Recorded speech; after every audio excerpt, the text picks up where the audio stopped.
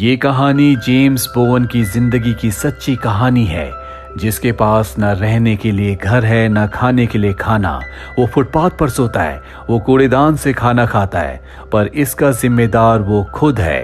Bollywood silver screen presenting a street cat named Bob. कहानी की शुरुआत होती है लंदन शहर से, जहां पर सड़क के किनारे एक लड़का गिटार बजाते हुए गाना गा रहा होता है। इस लड़के का नाम है जेम्स बोवन। दरअसल इसके पास ना रहने के लिए घर है, ना ही खाना खाने के लिए पैसे। किसी तरह से गिटार बजाकर परफॉर्म करके कुछ पैसे कमाता है, पर यहाँ पर कोई भी इसकी परफॉर्मेंस देखने में, इसका गाना सुनने में इंटरेस्टेड नहीं होता, जिस वजह से शाम होने तक वो इतने पैसे भी जमा नहीं कर पाता कि अपने लिए खाना खरीद सके। इसीलिए उसे कचरे के डिब्बे से खाना निकाल कर खाना पड़ता है और वो रात को वहीं फुटपाथ पर सो जाता है। जेम्स की आज जो हालत है, इसका जिम्मेदार वो खुद है। उसे नशे की आदत है, लेकिन फिलहाल वो एक रिहैब की मदद से नशा करना छोड़ चुका है और उसका जो ध्यान रखती है, जो रिहैब में काम करती है, उसका नाम वेल है। वेल उसे समझाती है कि किस तरह से नशे को छोड़ा जा सकता है। नशा छोड़ने के लिए वो एक खास तरह की दवाई लेता है ताकि उसे नशा करने का मन ना करे। अब एक रात को जेम्स खाना लेने के लिए एक रेस्टोरेंट में जाता है, लेकिन उसके पास पैसे पूरे नहीं होते, जिस वजह से रेस्टोरेंट का जो ओनर होता है वो उस खाने को सिंक में फेंक देता है और जेम्स से कहता है कि तुम यहाँ से चले जाओ। जेम्स को बहुत बुरा लगता है, उसका दिल टूट जाता है। बाहर बारिश हो रही होती है, इसीलिए फुटपाथ पर सोने की उसे कोई जगह नहीं मिलती और उसी तरह से वो बारिश में जब चल रहा होता है तो उसका एक दोस्त कार से उसे आवाज लगाता है और कार के अंदर बुला लेता है। वो जेम्स को बताता है कि जो भी इस कार का ओनर है वो गाड़ी को लॉक करना भूल गया, हम यहाँ पर रात गुजार सकते हैं। दरअसल जेम्स का जो ये दोस्त है वो नशे का आदी है, जिसने अभी तक नशा नहीं छोड़ा और आज वो जेम्स को भी नशा करने के लिए कहता है। हालांकि जेम्स ने पिछले कई दिनों से नशा नहीं किया, लेकिन आज उसका दिल और दिमाग पूरी तरह से उसके कंट्रोल में नहीं होता, इसीलिए अपने दोस्त के साथ वो नशा कर लेता है। अगली सुबह जब कार का ओनर आता है तो जेम्स का दोस्त उसे देखकर भाग जाता है, लेकिन जेम्स अब भी बेहोशी की हालत में होता है क्योंकि उसने नशा किया है। इसीलिए कार का ओनर उसे हॉस्पिटल छोड़ देता है, जिसके बाद वहां पर वेल आती है जो रिहैब सेंटर में काम करती है और जेम्स को इनकरेज करती है कि वो नशा छोड़ सकता है। लेकिन आज जेम्स की इस हरकत से उसे बहुत गुस्सा आता है। वो कहती है कि तुमने ऐसा क्यों किया। जेम्स को भी अपनी गलती का एहसास होता है, वो सच में नशा छोड़ना चाहता है, इसीलिए उसके दिल में गिल्ट है। वेल उसे बताती है कि जो दवाइयां तुम नशा छोड़ने के लिए खा रहे हो, अगर उन दवाइयों के साथ तुमने नशा किया तो तुम्हारी मृत्यु भी हो सकती है। और अब जेम्स एक बार फिर से उसके ऑफिस में जाता है, जहां पर वो उसे प्रॉमिस करता है कि वो हमेशा के लिए नशा छोड़ देगा। इसीलिए जेम्स एक बार फिर से अपने पुराने रूटीन को कंटिन्यू करता है, जहां पर वो गिटार बजाकर और गाना गाकर लोगों को एंटरटेन करके पैसे कमाने की कोशिश करता है। लेकिन पूरा दिन परफॉर्म करने के बाद भी शाम तक वो खाने के पैसों का इंतजाम नहीं कर पाता। जेम्स का वही दोस्त जिसने उसे पिछली बार नशा करवाया था, वो एक बार फिर से उसके पास आता है और जेम्स से नशा करने के लिए कहता है, लेकिन जेम्स इस बार उसे भगा देता है क्योंकि अब उसने अपने दिल और मन को पक्का कर लिया है। वहीं हमें वेल को दिखाया जाता है जो अपनी सीनियर से कहती है कि हमें जेम्स को किसी भी तरह से एक रूम दिलवाना चाहिए। उसकी सीनियर बताती है कि पहले हमारे पास बहुत सारे ऐसे पेशेंट्स हैं जिनकी हालत जेम्स से ज्यादा खराब है, उन्हें रूम की ज्यादा जरूरत है। पर वेल अपनी सीनियर से रिक्वेस्ट करती है। उसकी सीनियर पूछती है कि तुम जेम्स के लिए इतनी ज्यादा इंटरेस्टेड क्यों हो। वेल बताती है कि मुझे पूरा यकीन है, अगर एक बार जेम्स को हम सड़कों से घर तक ले आए तो वो अपनी जिंदगी में कुछ अच्छा कर सकता है, वो हमेशा के लिए नशे से बाहर निकल सकता है। और अब वेल के कहने पर जेम्स को एक घर प्रोवाइड कर दिया जाता है, जिसके बाद वेल जेम्स को इस घर पर लाती है। हालांकि घर की कंडीशन बहुत अच्छी नहीं होती, पर जेम्स इस घर को देखकर बहुत खुश हो जाता है, साथ ही आज वो इमोशनल भी है। वेल उसे कहती है कि मैंने तुम्हारे लिए फ्रिज में कुछ खाना और दूध रखा है। इसके बाद वेल यहाँ से चली जाती है, जिसके बाद जेम्स बाथ टब में नहाता है और आज कई दिनों के बाद वो गर्म पानी से नहाया है। तभी उसे किचन से कुछ आवाज आती है, उसे लगता है कि घर पर कोई चोर आ गया। वो धीरे धीरे दबे पैर से किचन की तरफ बढ़ता है, पर वो देखता है कि वहां पर विंडो से एक कैट अंदर आ गई है जो उसका खाना खा रही है। जेम्स उस कैट को दूध पीने के लिए देता है, पर दूध पीने के बाद भी कैट वहां से नहीं जाती, जिसके बाद जेम्स उसे गिटार बजाकर सुनाता है, गाना गाकर सुनाता है। कैट उसके साथ बहुत फ्रेंडली हो जाती है। जेम्स की आंख लग जाती है। कैट रात भर उसके पास बैठी रहती है। सुबह होने के बाद जेम्स कैट को लेकर आसपास के घरों में जाता है और उनसे पूछता है क्या ये कैट आपकी है, पर वो कैट किसी की नहीं होती।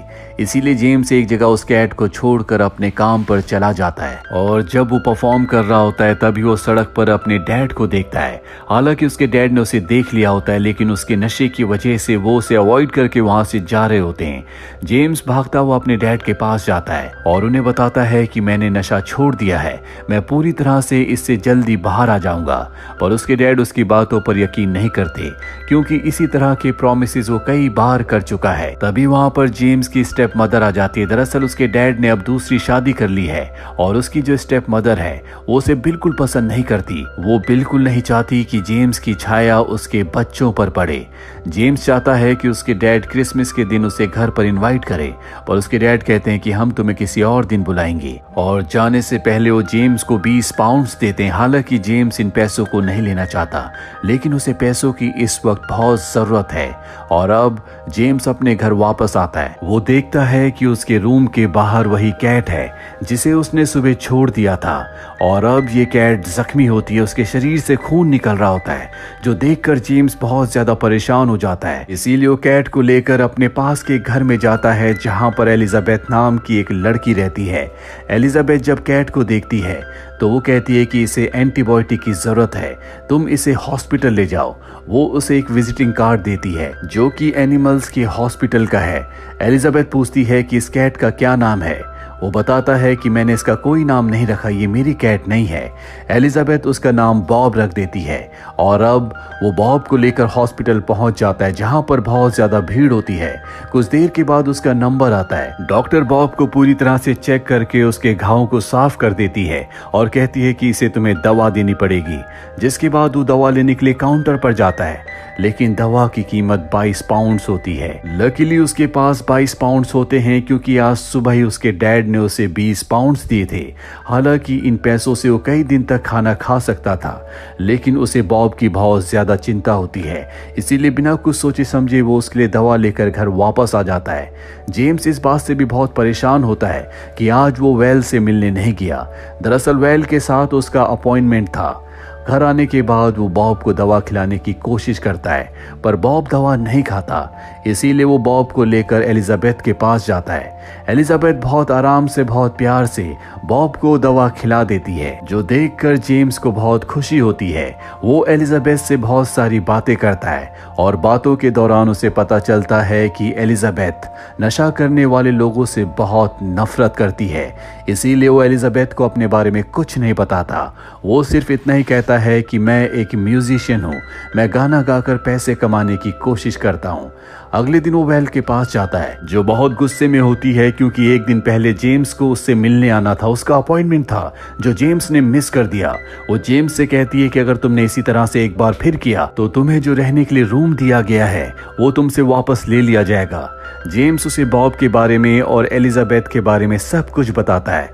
वेल उसे कहती है कि तुम एलिजाबेथ से दूर रहो, क्योंकि जब भी कोई इंसान नशा छोड़ने की कोशिश करता है तो उसे किसी भी नए रिलेशनशिप में नहीं पड़ना चाहिए, क्योंकि नए रिश्ते इंसान के इमोशन को ट्रिगर करते हैं, जिस वजह से इंसान दोबारा से नशा शुरू कर सकता है। जेम्स उसकी बात मानकर वहां से निकल जाता है और अब कुछ हफ्ते बीत जाते हैं, जिसके बाद बॉब पूरी तरह से ठीक हो जाता है। जेम्स और बॉब अब बहुत अच्छे दोस्त बन चुके हैं। जेम्स बॉब से बहुत प्यार करता है और बॉब भी हमेशा उसके आने का इंतजार करता है। अब एक सुबह जेम्स जब अपने काम पर जाने के लिए बस पर चढ़ता है तो बॉब भी भागकर बस पर चढ़ जाता है, जो देखकर जेम्स को गुस्सा आता है। पर बस के जो पैसेंजर्स होते हैं वो बॉब को देखकर बहुत खुश हो जाते हैं। इसीलिए जेम्स बॉब को अपनी गोद में बिठा लेता है, जिसके बाद बस के जो कंडक्टर होती है वो बॉब के गले में एक फीता बांध देती है ताकि जेम्स उसे अपने कंट्रोल में रख सके। इसके बाद जेम्स बस से उतर जाता है, लेकिन बॉब इधर उधर जा रहा होता है, इसीलिए वो बॉब को अपने कंधे पर बिठा लेता है, जो देखकर बहुत सारे लोग जेम्स के साथ सेल्फी खींचते हैं। और आज जब वो परफॉर्म करता है तो बॉब की वजह से वहां पर बहुत सारे लोग खड़े हो जाते हैं जो उसकी परफॉर्मेंस देखते हैं, जिस वजह से उसे अच्छे खासे पैसे मिल जाते हैं। जेम्स आज बहुत खुश है क्योंकि पहली बार उसने एक दिन में इतने सारे पैसे कमाए हैं, जिन पैसों से वो अपने लिए और बॉब के लिए अच्छा खाना खरीदता है। अगली सुबह एक बार फिर से वो बॉब को अपने साथ ले जाता है और अब उसका ये रोज का रूटीन है। वो बॉब को अपने कंधे पर बैठाकर परफॉर्म करता है। बहुत सारे लोग उसकी परफॉर्मेंस देखते हैं, जिससे उसे अच्छे पैसे मिलते हैं। एक दिन उसका वही दोस्त जो उसके साथ नशा किया करता था, वो उसके पास आता और कहता है कि मुझे कुछ पैसे दे दो। जेम्स उसे कुछ पैसे देते हुए कहता है कि इन पैसों से खाना खाना, इससे नशा मत करना।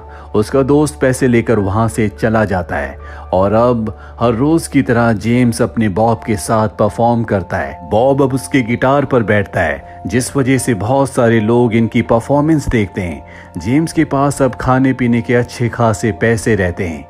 एक रात को जब वो सबवे से जा रहा होता है, तभी वो देखता है कि वहां पर उसका वही दोस्त जो उससे पैसे लेकर गया था वो बेहोश पड़ा है। दरअसल उसने नशा कर लिया था और डोज बहुत ज्यादा हैवी होने की वजह से वो अपनी सेंसेस खो चुका है। यहाँ पर एलिजाबेथ भी आ जाती है और ये दोनों मिलकर उसे हॉस्पिटल ले जाते हैं, जिसके बाद एलिजाबेथ जेम्स को बताती है कि मेरे भाई को भी नशे की आदत थी और नशे की वजह से उसकी मृत्यु हो गई, इसीलिए मैं नशा करने वालों को बिल्कुल पसंद नहीं करती। जेम्स जो कि एलिजाबेथ को बहुत पसंद करता है, वो उसे अपनी जिंदगी की सच्चाई नहीं बता सकता कि वो भी नशे का आदी है, लेकिन अभी दवाओं की वजह से वो नशा नहीं करता। अगले दिन वो वेल से मिलने जाता है और कहता है कि मेरी जो दवा की डोज है मैं उसे पूरी तरह से खत्म करना चाहता हूँ। वेल उसे समझाती है कि अभी ये सही वक्त नहीं है, तुम्हें कुछ दिन और इंतजार करना चाहिए।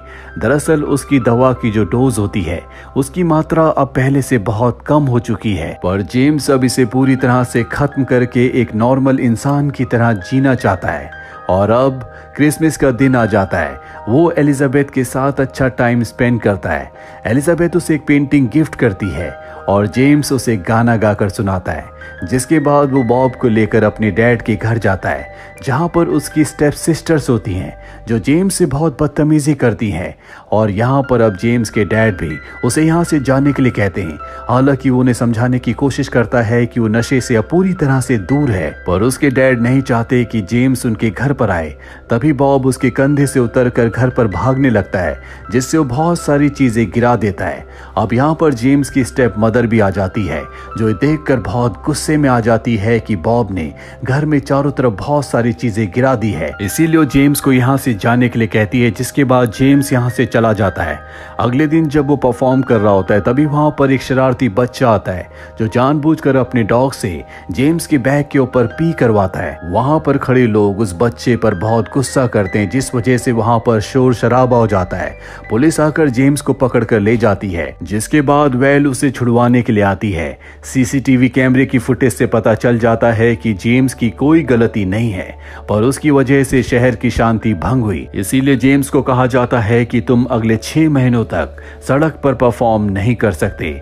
जेम्स और वेल वहां से निकल जाते हैं। वेल उसे कहती है कि तुमने अपनी दवा ली कि नहीं। वो कहता है कि बॉब कहां पर है। वो बताती है कि बॉब अभी भी पुलिस कस्टडी में है, तुम उसे वहां से ले सकते हो। इसके बाद जेम्स जल्दी से केमिस्ट की दुकान पर जाता है, जहां पर वो अपनी दवा लेकर खा लेता है, पर वहां पर एलिजाबेथ भी होती है जो उसे दवा लेते हुए देख लेती है। वो समझ जाती है कि ये नशे का आदी है, जो बात जेम्स ने उससे छुपाई थी, इसीलिए वो जेम्स से दोस्ती तोड़ देती है।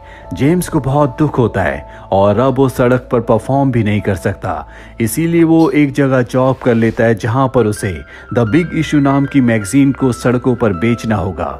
बॉब अब भी हमेशा उसके साथ रहता है, जिस वजह से बहुत सारे लोग इनके साथ सेल्फी खिंचवाते हैं। एक दिन एक प्रेस रिपोर्टर इनके पास आता है और इन दोनों की फोटो एक साथ खींचता है। तभी यहाँ पर उसी मैगजीन में काम करने वाला दूसरा वर्कर इन्हें देख लेता है, जो जेम्स की शिकायत कर देता है, जिस वजह से जेम्स को 1 महीने के लिए जॉब से निकाल दिया जाता है और अब जेम्स की मुसीबतें एक बार फिर से बढ़ चुकी हैं। उसके सभी पैसे खत्म हो चुके हैं, उसके पास खाने के पैसे भी नहीं है। इसीलिए वो एक बार फिर से सड़कों पर परफॉर्म करना शुरू कर देता है, जो कि एलिजाबेथ देख लेती है। वो जेम्स से कहती है कि तुम ऐसा नहीं कर सकते, अगर पुलिस ने देख लिया तो तुम्हें एक बार फिर से जेल भेज दिया जाएगा। जेम्स को यहाँ पर एहसास हो जाता है कि एलिजाबेथ को अब भी उसकी परवाह है, यानी कि वो अब भी जेम्स को पसंद करती है। अब किसी तरह से 1 महीना गुजर जाता है, जिसके बाद जेम्स को एक बार फिर से मैगजीन बेचने की जॉब मिल जाती है। यहाँ पर एक लेडी उसके पास आती है और कहती है कि मैं तुम्हारी कैट को खरीदना चाहती हूँ, लेकिन जेम्स साफ साफ मना कर देता है क्योंकि बॉब के अलावा उसका इस दुनिया में और कोई नहीं है। तभी वहाँ पर एक डॉग आता है जो जोर से भौंकता है, जिस वजह से बॉब डर जाता है और उसके कंधे से कूद कर भाग जाता है। जेम्स उसका पीछा करता है, लेकिन उसे बॉब का कुछ पता नहीं चलता। अगले 2 दिनों तक वो बॉब को ढूंढता रहता है, लेकिन बॉब उसे नहीं मिलता, जिस वजह से वो बहुत ज्यादा डिप्रेस हो जाता है। वो अपने मानसिक संतुलन को अपने कंट्रोल में नहीं रख पाता, इसीलिए वो तय करता है कि वो नशा करेगा। वो एक बार फिर से उन लोगों के पास जाता है जो नशे की सामग्री बेचते हैं, पर इससे पहले कि वो नशा खरीदता, वो अपने मन पर कंट्रोल कर लेता है और उस जगह से चला जाता है। जेम्स जब अपने घर में वापस आता है तो देखता है कि बॉब किचन में उसका इंतजार कर रहा है। बॉब को वापस पाकर वो बहुत खुश हो जाता है। उसे लगता है कि उसकी जिंदगी में उसका सब कुछ उसे वापस मिल गया। अगले दिन वो वेल के पास जाता और कहता है कि मैं हमेशा के लिए इन दवाओं को छोड़ना चाहता हूँ, मैं एक नॉर्मल इंसान बनना चाहता हूँ। वेल उसे समझाती है कि ये इतना आसान नहीं है, तुम्हारा 1 हफ्ता बहुत मुश्किल रहेगा, तुम्हें बुखार आएगा, तुम्हारा शरीर कांपेगा। पर वो तय कर लेता है कि मैं किसी भी कीमत पर अब इन दवाओं के सहारे नहीं जीना चाहता। वेल उसे कहती है कि अकेले ये सब करना इतना आसान नहीं है। जेम्स कहता है कि मेरे साथ बॉब है। वेल उसकी बात मान जाती है, जिसके बाद जेम्स अपने घर आता है। वो एलिजाबेथ के डोर को नॉक करता और कहता है कि अगले कुछ दिनों तक मैं घर के अंदर ही रहूंगा, मेरा इलाज चल रहा है, जिससे वो समझ जाती है कि वो क्या करने वाला है, क्योंकि उसका भाई भी इन्हीं सब चीजों का आदी था। वो दरवाजा खोलकर जेम्स को कहती है कि मैं तुम्हारे लिए खाना ले आऊंगी, और अब जेम्स अपने घर के अंदर अपने आप को लॉक कर लेता है। आज उसने दवा नहीं खाई। रात को उसे तेज बुखार आ जाता है, उसका शरीर कांपने लगता है। उसे किसी भी कीमत पर नशा चाहिए, या वो दवा जिसे खाने के बाद उसे नशा करने की इच्छा नहीं होती। लेकिन अब उसने दृढ़ संकल्प कर लिया है। वो इसी तरह कांपता रहता है, वो अपने आप से लड़ता रहता है। बॉब उसके साथ है और बॉब के सहारे वो 7 दिन गुजार देता है। 8वीं सुबह जब वो उठता है तो उसे ऐसा लगता है कि जैसे उसका नया जन्म हुआ है। ये करना इतना आसान नहीं था, लेकिन जेम्स ने ये कर दिखाया, जिसके बाद सबसे पहले वेल के पास जाता है। वेल उसके लिए बहुत खुश होती है और अब वो एलिजाबेथ से मिलता है, जो यहाँ से हमेशा के लिए अपने घर जा रही है। पर जाने से पहले वो उसे अपने घर का एड्रेस देती है, यानी कि अब भी ये दोनों हमेशा एक दूसरे के टच में रहेंगे। इसके बाद जेम्स अपने डैड के पास जाता है और उन्हें बताता है कि अब वो नशे से पूरी तरह से बाहर निकल चुका है, जो जानकर उसके डैड बहुत खुश होते हैं और जेम्स को उसके बचपन का एक फोटो देते हैं। अब जेम्स के पास एक रिपोर्टर आती है और कहती है कि मैं चाहती हूँ कि तुम अपने बारे में और बॉब के बारे में एक बुक लिखो। दरअसल जेम्स इंटरनेट पर बहुत पॉपुलर हो चुका होता है, क्योंकि वो अपने कंधे पर बॉब को रखकर हर जगह गाने गाता था। लोग उसके साथ सेल्फी खिंचवाते थे, इसीलिए बहुत सारे लोग उसे अब पहले से जानते हैं। रिपोर्टर के कहने पर जेम्स अपनी जिंदगी के ऊपर एक किताब लिखता है और जब वो किताब पब्लिश होती है तो वो बेस्ट सेलिंग बुक बन जाती है, जिसे शहर का हर एक इंसान पढ़ना चाहता है। जिसके बाद जेम्स के लिए एक प्रेस कॉन्फ्रेंस रखी जाती है, जिसमें वेल, एलिजाबेथ और जेम्स के डैड भी आते हैं। ये सब के सब जेम्स के लिए बहुत खुश हैं। जेम्स की जिंदगी अब पूरी तरह से बदल चुकी है। उसने अपने लिए एक घर खरीद लिया, जिसमें वो बॉब के साथ रहता है। साथ ही अब वो सड़कों में गिटार नहीं बजाता, ना ही गाने गाता है। वो अब चैरिटी के लिए काम करता है, जहां पर वो जितने भी पैसे कमाता है वो अच्छे कामों के लिए डोनेट कर देता है। कहानी के अंत में हमें जेम्स की और बॉब की असली फोटो दिखाई जाती है, जो आज भी एक दूसरे के साथ हैं। तो ये थी जेम्स बोवन की जिंदगी की सच्ची कहानी। जेम्स बोवन की जिंदगी उन लाखों नौजवानों के लिए एक एग्जाम्पल है जो नशा ना छोड़ने के बहाने बनाते हैं। जेम्स बोवन के पास कुछ नहीं था, ना खाने के लिए खाना, ना रहने के लिए घर, लेकिन फिर भी अपने दृढ़ संकल्प से न सिर्फ उसने नशा छोड़ा, बल्कि वो जीवन में कामयाब भी हुआ। उम्मीद करते हैं कि ये कहानी आपको पसंद आई होगी।